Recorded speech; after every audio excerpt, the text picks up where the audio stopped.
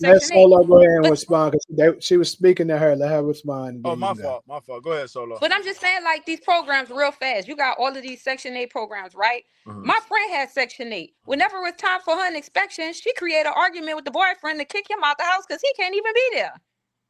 You know what I mean? I'm like, what Yeah, type of yeah. shit is this? Then when he gone, he mad. Now she trying to get him back, and he like, I gotta get my own shit. I'm tired of this bitch. So it's like, do you want to keep depending on the government? You know, they're Right. keeping you Yeah. complacent. So him getting rid of these programs, in my opinion, we benefiting off of this. Him taking these jobs, you got to look at it from all angles. We've been, okay, they took this job. Let's create our own. Let's put the money back in our community.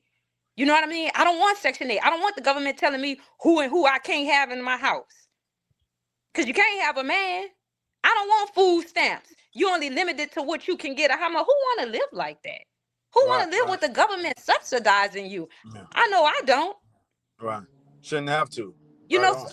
Yeah. yeah, so it's things that you benefit. Like, sometimes you got to be optimistic like me. If everybody sit around and threw they problems on the table, I'll probably be the first one to snatch my shit back. You know, so I have to look at the glass half full instead of half empty. I heard that. And That's that's a my hell of own a. perspective. I like that, Kyrie. Say if everybody threw their problems on the table, I have to snatch mine back. It's saying that is that saying that your problems is not as bad as you thought they were? Exactly. Caught that. I got it. I like how you said that. Shit. All right. Go ahead, Solo. Yep. Yeah, for the first point, I think I disagree with was that, if I'm just a regular human, I'm a black woman in America, and I work for the government as a job, and I've been working there, let's just say 12 years. I don't know what the government expect me to do other than to show up for my check, do my job, come home, pay my bills, pay my taxes. You know what I'm saying? I don't know what type of additional community programs the government would expect from me as an individual to make in my community, and that's contingent on me having a job, right? So I can't keep my job with with the government because I'm not creating these community programs in my community. So I think that ultimately, if the government wants to see community programs, of course, I think as Black Americans, we should create our own community programs. I don't support asking the government for anything, but that's not happening. So if I'm this Black woman and I live in my community and I'm showing up to work, and that's the only requirement that the government has given me in order to keep this job, I think I should keep it regardless if I'm making contributions to my community as far as resources. So I guess I disagree with that. And there's Then nothing another wrong with that. Let and me then jump in another real thing. quick because I got a question for Solo and Cairo. Even if we disagree, of course, Jamie too. Do y'all believe, and just to give y'all a number, 300,000 black women was fired off the federal level. Now, Cairo, you sort of spoke to this already. So my question is, was that political retaliation because black women voted for the Democratic candidate and 90%, 90 plus percent, was that political retaliation from Trump?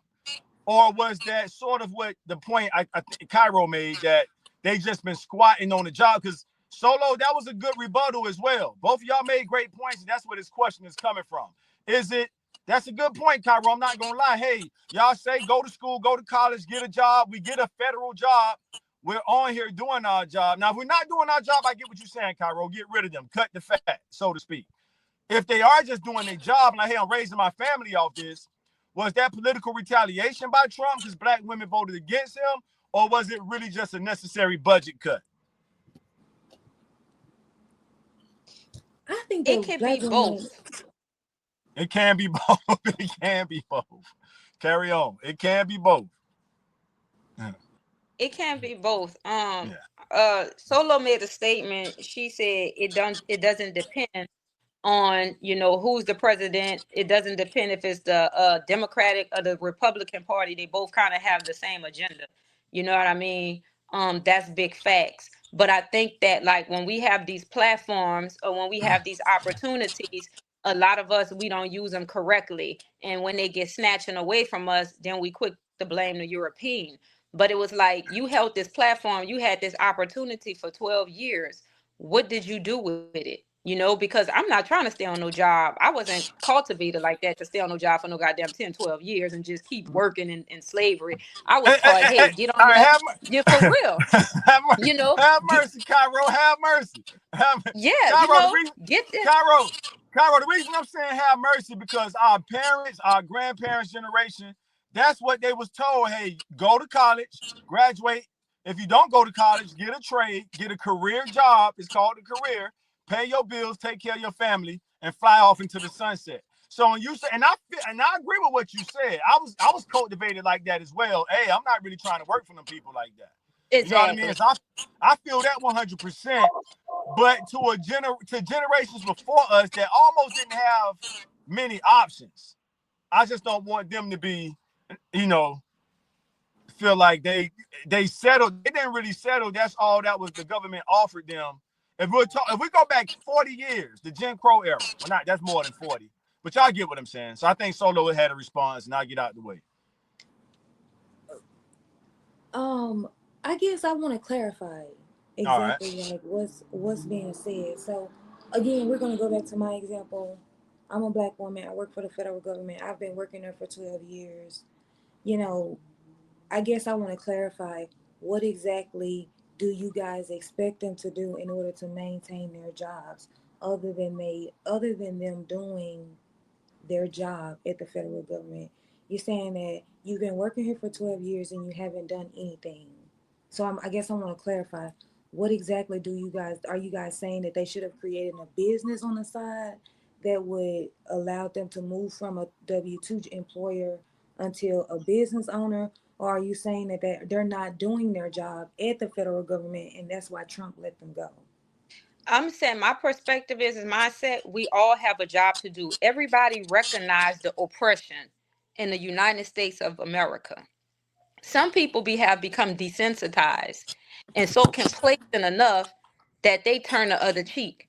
But me, as an African American woman living in the United States of America, and that's conscious, my whole mindset is, damn, my people out here suffering.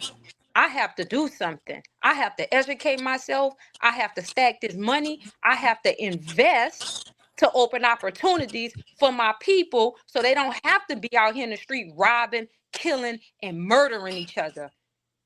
That's my whole thing. I'm trying to get together with conscious people, right? With my brother Taj, with my brother Jamie. Hey, Jamie, this is what we got to do. We see the oppression. We see how they trying to turn our young black men into homosexuals. We see how they want us to be out here single, independent, strong black woman. No, I wasn't made to be single. I wasn't made to be independent. I was a man. He's supposed to be strong. He's supposed to us. So my only thing is, I was cultivated. Hey, you get at that job or that career for 5 years, stack that money, invest, open opportunity. Okay. But people like me, we conscious like that. The government are aware. That's why they got this all-seeing dollar eye on that dollar bill. They're gonna try to keep their foot on your neck, and you keep asking yourself, "Damn, why every time I save this 30,000, an obstacle will come and I get scammed?" Because we are part of the matrix, and 90% of the people are a part of that system. And then you got that 5%. We woke. We fighting against the system. They don't want us. Okay, so I guess I still want to clarify. So is it that you would say that in order for them to not be relying on the government for the job, that they would need to sort of build in their community and create their own sort of money, income, business, so they can be self-sufficient? I'm saying pretty much. I'm pretty much saying that, if you live in, yeah, that's pretty much what I'm saying. Like, why stay complacent somewhere 12 years when you see your brothers and your sisters every day suffering and you generating this income where you can provide or create opportunity by being self-sufficient, by creating your own business? How could you feel so desensitized and complacent that you stay somewhere? And then who want to depend on the government, the same government that's keeping majority of your people oppressed? That's the thing about why my family always told me, hey, don't get on those Section 8 programs